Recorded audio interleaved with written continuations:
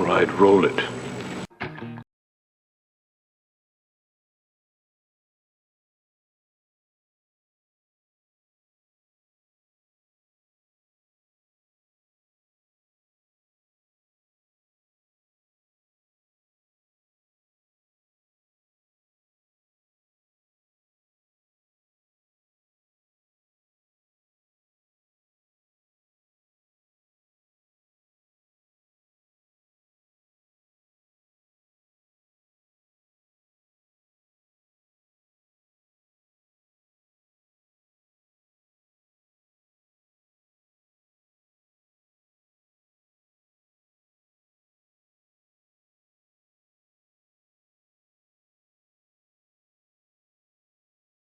SnakeEater II, the drug buster.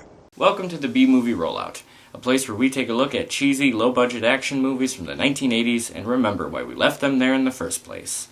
Today is the second part of my SnakeEater review series, in which we will be taking a look at SnakeEater II, the drug buster, which is what introduced me to the ironic art that is B-movie action. Oh man, just by looking at this VHS cover, we can already tell this is gonna suck. We know two things right off the bat. First, the title, The Drug Buster. So this movie is going to be about drugs, which means it's going to take place in the inner city, you know, the streets. One problem. This movie was made by Canadians. It was produced by Cinepix, a Canadian film company. And hell, we learned last time that the DVDs of this series are only allowed to be in circulation in Canada. The problem being is that when you think of the drug trade, the inner city, the ghetto, do you think of Canada? No, you fucking don't. No, you don't. Okay? Neither do I. You know? Which is good. Canada is a beautiful country, it has a great image about it. It's just that the drug trade is not the first thing that comes to mind when Canada is brought up. And it shows, because as we watch this movie, we will find out that the filmmakers had truly no idea of what they were doing when it came to making a movie about the drug problem. Evidence of this is that the second thing we can see on this VHS cover, SnakeEater's new sidekick. I'm gonna let the trailer for this movie introduce him. Soldiers on a mission, with a ghetto kid for a partner. A ghetto kid? Nice. First of all, I don't care what ghetto he's supposed to be from, plastic trench coats were never in style. Secondly, why the fuck is he holding his gun like that? I don't know much about firearms, but I know that isn't right. Now, with all that said, let's take a look at SnakeEater II, the drug buster. Roll it. We begin the film in a community center full of what I can only imagine is what Canadians think black people are. We are introduced to the sidekick from the VHS cover as he is some sort of coach. He is played by Larry B. Scott, who is well known for his portrayal of tough urban characters from such films as Revenge of the Nerds. Gilbert will be joining in. We got Booger Presley on the main guitar and a rap by little old me, Lamar. Or Revenge of the Nerds 2. Or 3. Or 4. All right. Listen up. We got this big citywide tournament coming up. The first prize is $3,000. You know what that means? It means you win, and you buy yourself one of them funky fresh white Mercedes with tinted windows and an AMG kit. First of all, no you don't. And second of all, I hate you already. And with the spare money, we'll scare the shit out of some white folks by teaching their kids to dance. Please inform Johnny Law that I waited as long as I could. Why don't you tell him yourself? Soldier. Hey, word on the street is you got your bag taken away. Is that true? Well, yeah, that's true. Speedboat, very true. Wait. His name is Speedboat? So now you're not Johnny Law anymore, you just Johnny. Speedboat, you're a pretty perceptive guy. There's more to the story. Like what? Like, I'm only under suspension. Next week I get my old job back. Now, if you were like me, you were probably wondering just what the fuck Soldier's doing there anyway. I appreciate the kind words, Speedboat. Now remember, I'm still in charge of your community service program. According to my calculations, you still owe us another 11 days to get this event completed. Ah. Gotcha. Suddenly, two kids from the center collapse and die as the result of a drug overdose. The filmmakers decided this would be a good time for the film to feature a conversation about drugs. Well, what are you gonna do about it? You know who's pushing the shit. Why don't you nail the fuckers? Or you getting paid too? Listen up, Speedboat. I can nail the guy on the street, that's not the problem. I need him to lead me to the main suppliers. You got that? Yeah, so you tell me there's nothing you can do. I'm telling you, I'm working on it. I got an idea. Why don't you have all your friends stop doing the shit like it's popcorn? What? Yeah, the whole problem will clear up overnight. Man, asshole, why He's don't you... right. No buyers, no pushers. Simple economics. Well, let me tell you something about economics, all right?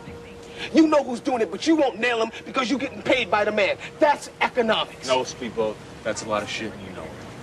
Faster than you can say Death Wish 4, Soldier decides it is time to take action. But before he can, we cut to a conversation between some woman and a street dealer. So tell me, what you hear about these kids dying from bad drugs? You're kidding me, huh? Yeah. I mean, you believe those kids, they do that shit we sell?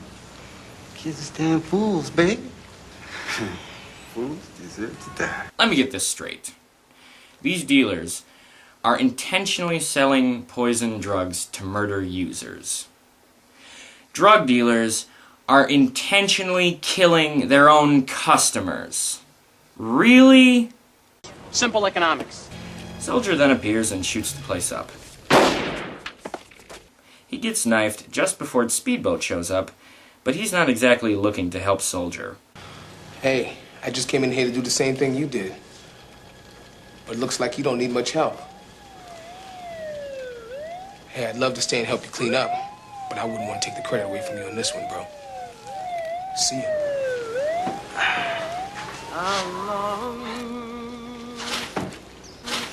Whoa! Did you see that screen transition? Yeah, I know why this movie is so low budget. They spent all their money on those cool special effects. And they use it a lot in this movie.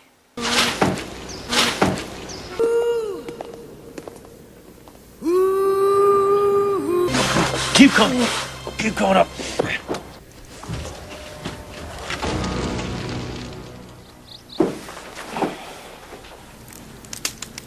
Hey, movie, you know, I can do that too. The next scene is Soldier in court, facing murder charges. He is represented by what I can only imagine is what Canadians think Jews are. Mr. Kelly, you've been charged with 4 counts of murder in the second degree. How do you plead?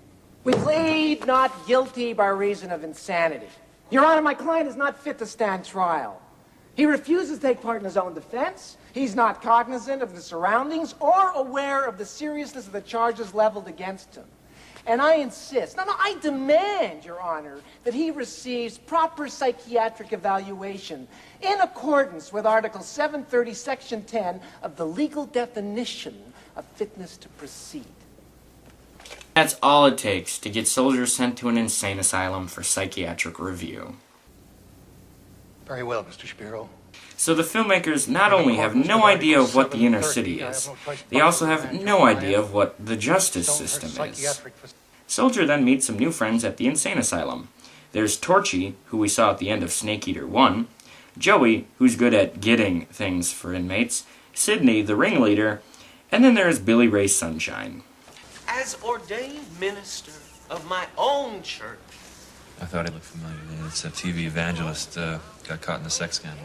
You know, I'll actually give the movie some credit for him. Given that the sex scandals of Jimmy Swaggart and Jim Baker were big news at the time, Billy Ray's character makes for quite a bit of fun. I have sinned against you, my Lord. Soldier quickly finds out that there is a way to sneak in and out of the asylum without being noticed. I mean, I could leave here and come back and not be found out? Why would you want to do that? People out there are crazy. Yeah, and we wouldn't want that. You should hurt yourself. Yeah. How does it work? How do I get out of here? You gotta play the game, soldier. What game? The game. The game? Oh man, I have a worse feeling about this than when I realized the motorcycle from Warrior of the Lost World talks.